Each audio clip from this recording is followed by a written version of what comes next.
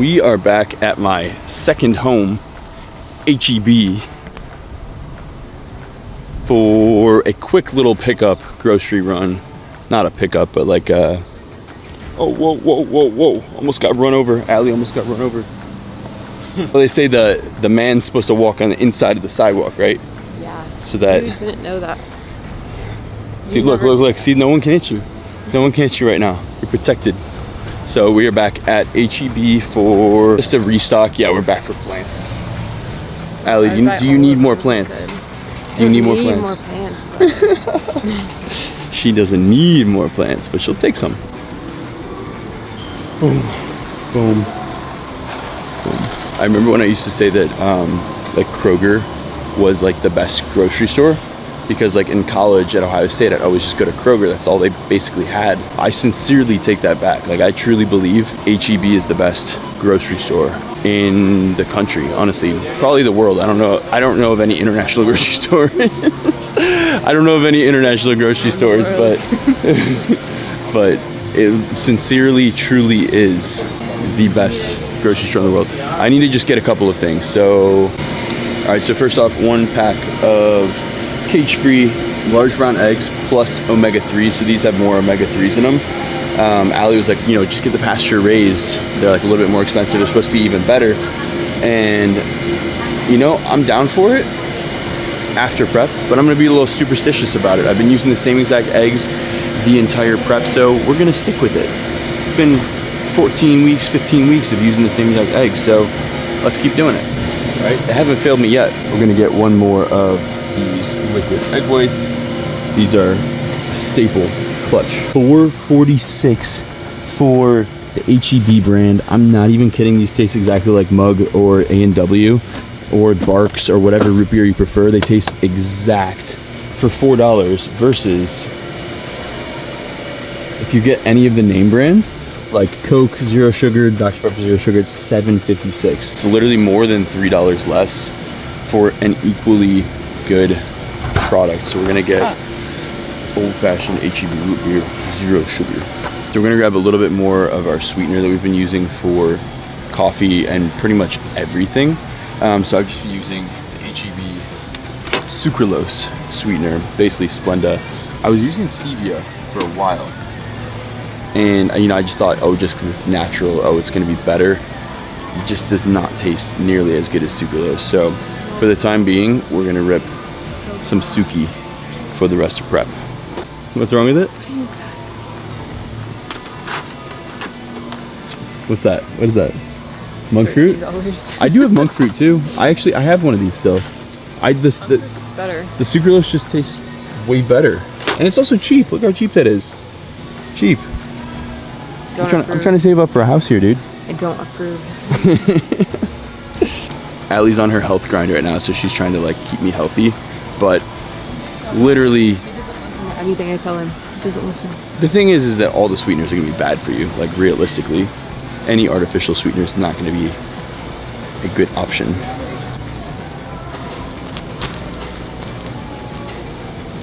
All right, this is one of the craziest finds that we've had yet. So Jacob told me about this Higher Harvest low carb bread from HEB. This is the white bread kind. There's only one left, but it's 30 calories per slice. And they're pretty big slices, actually. As you can see, each serving has 11 grams of fiber in it. So it's literally just like some fiber bread with like a couple of grams of carbs. So you can get away with eating literally 10 slices of this for like 300 calories. It's insane. But also has so much fiber that's gonna fill you up and actually feel like you're eating some proper bread too. So that's clutch, but it's like $5, so it's super expensive. But we gotta do what we gotta do at this point.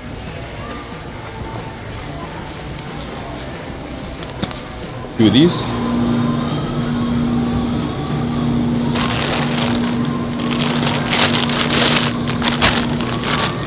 Ooh, that one's cracked open, never mind. Get this one. And we'll get one more of these guys too. Texas-sized pack, 32 ounce. That's crazy. Oh, I like these ones that have smaller pieces, so you don't have to really cut them up or break them up so much. So boom, 2 packs, that's 4 pounds of broccoli. It's literally an essential part of my diet right now. It's just eating a lot of vegetables, a lot of fiber, keeping myself full, and low-key giving myself a little gas and bloating just to keep you full. A lot. Gas and bloating can be sometimes better, in my opinion. No, sometimes better than being hungry. It's not better for Allie though, unfortunately. She's got to deal with that all night long. I'm so tired of it. All night long, you got to deal with. You're not in prep anymore. Why? So it doesn't smell so bad? Yes. How many should I get? Maybe like 4 or 5. 4 or 5. It's always funny, like we eat so many potatoes and stuff. It's like, it's funny when we'll come in here and get like 3 at a time, and then they're like, "Oh, where'd all the potatoes go?" Like 2 days later, they're all gone. We'll go like to the store and get like 3 potatoes, and then we use potatoes every day. So it's like, why don't we just get more? Like, they don't go bad that fast. The trick is you got to reach up to the top here where like not many people, like you have to be like 6 foot to reach up there. So like a less amount of population can reach these ones up here. Well, that's what I'm saying. Like, I have the advantage of like getting the good potatoes in this section that like a lot of people can't reach. So thank you. All right, so there's 3. Let's just get 5. No, that's too many.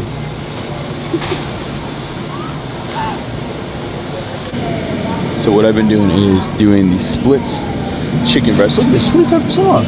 No way, split chicken breast, 25% off special today. Let's do that. Are these like old or something?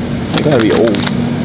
They're giving them away like this. Split chicken breast, because then it's already kind of like cut up for you. So we're gonna do 2, and we'll do, let's see, that way 3 pounds, it's 2 some pounds. Yeah, we'll do 3 of these. Oh my goodness gracious. A lot of chicken. Look, 25% off. Special today. That's what I was saying, like, are these like old or something? Like, Possibly. hey, I'll take it. I'll take it. Save them for house. The reason we're getting so much chicken now too is because I'm only having 1 beef meal a day. If not, like, some of these days I'm only having just like straight chicken. It's getting to the point where, like, again, calories are so low, I might as well just like conserve as much calories as I possibly can. This is gonna be a little bit leaner than the 93.7 ground beef, so a lot more chicken is being consumed right now, which is fine. Like, I don't really like the taste of chicken that much, like, but it'll do for right now. We only have 8 days until show day, so it's like, hey, at this point, we do what we gotta do. We follow the program, we stick to the plan, and we end up with the best physique that we've had yet.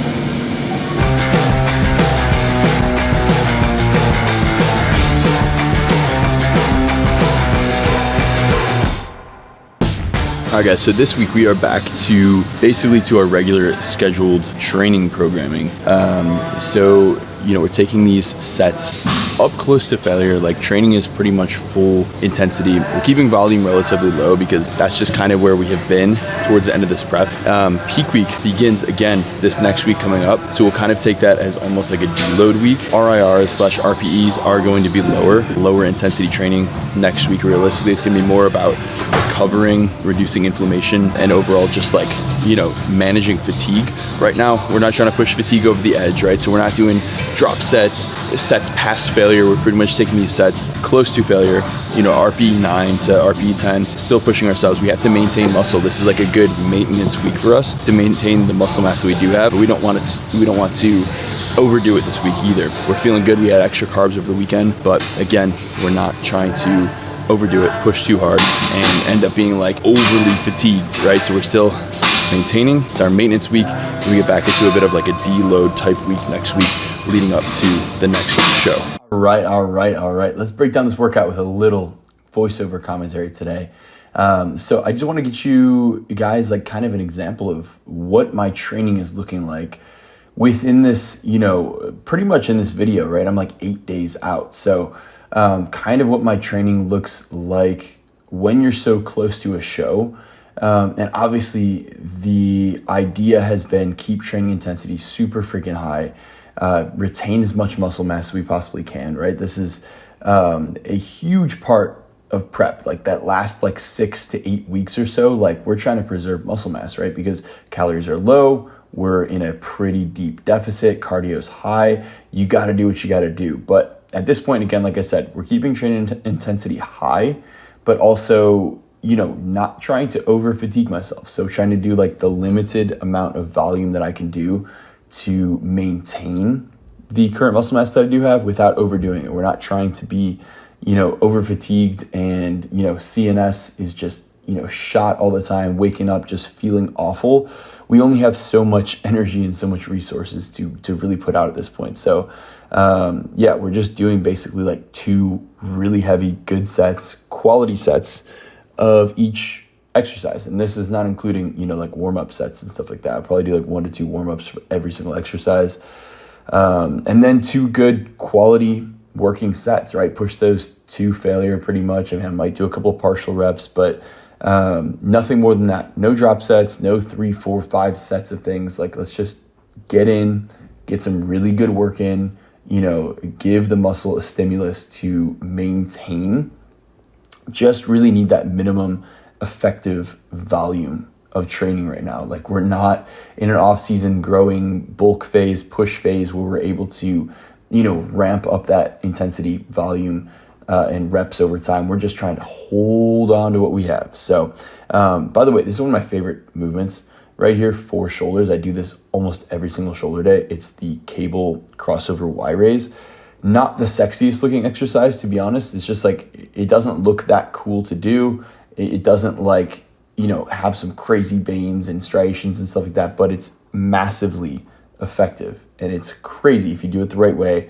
I also really have been liking this exercise as well, which is the cable crossover tricep pushdown. So it's like an isometric, you're using each arm individually, and just allows you to get a crazy freaking squeeze on the tricep. And I'm really impressed with where I'm at, you know, at this point in the cut. And I'm just excited to, like I've been saying, just bring the best that I can bring in every show going forward, continue bringing better and better and better package. And, you know, even though my weight is getting to a similar spot as it was last year on prep, like, I'm confident that I'm leaner, I'm fuller, my legs look bigger.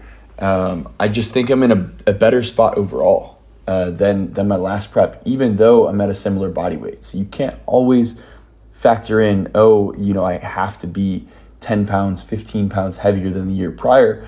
Doesn't always work like that. Sometimes you end up being around the same weight, but leaner or fuller, or you have more muscle in those areas that you were trying to bring up. And you can see it like in my delts, in my rear delts, in my chest, for sure in my legs. So it's been a productive off season, been a productive, you know, prep thus far, even despite coming from, you know, maybe like a suboptimal condition, being 260 pounds in the bulk and, you know, having to get a little bit more aggressive with the cut. It's still been beneficial, and I've still been able to yield some progress from it, I believe. So I'm freaking excited, man. This prep has been great. Like, I'm obviously getting tired. I'm getting mentally, physically drained a little bit, but staying so optimistic, understanding that this is just part of the game, man. And I'm just trying to push myself to a new level and bring a better physique. And that's the main goal, is like, I'm freaking excited to bring something better than I've ever brought before to the stage. So that'll wrap up this little commentary. Let's hit a little bit of posing, show you guys kind of how we're looking right now.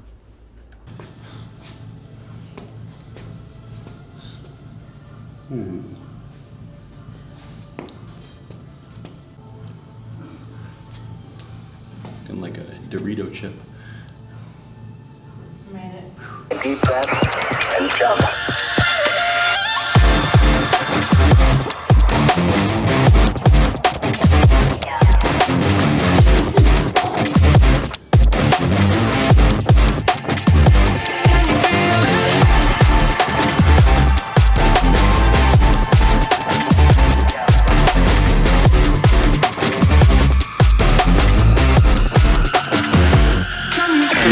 Definitely, it probably pulls the waist in a little bit more, which is probably what we want, especially because I have a wider waist to begin with, but I just have to be able to hit that consistently, comfortably on stage. So we need to practice it. Practice.